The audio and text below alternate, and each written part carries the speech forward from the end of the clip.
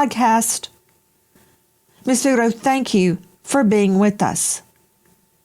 I'd like to hear your thoughts.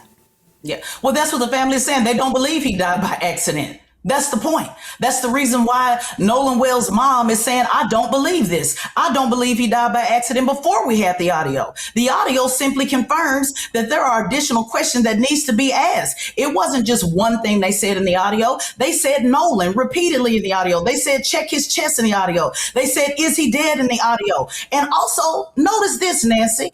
Did you notice that the operator also said, is anybody breathing? Who says that? What operator says who all is breathing on the boat? So is this all the audio, Nancy? Is there more audio? That's my question. I want to look specifically, Teslin, at what was said. At one point, we think, you killed him?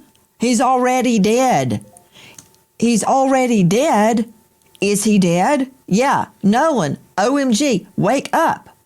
And as Janetta stated, then she hears a completely different name, Bart. Now, we also hear, and I'm very curious, the phrase, no.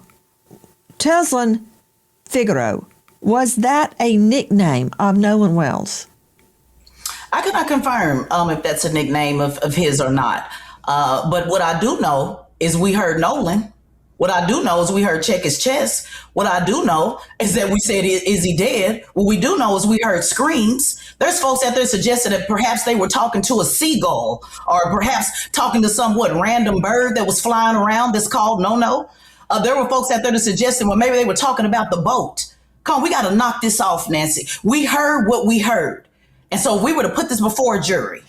Also, we hear, damn it, Bart, No-No's really dead. Damn it, Bart, No-No's really dead. Repeating it over and over and over.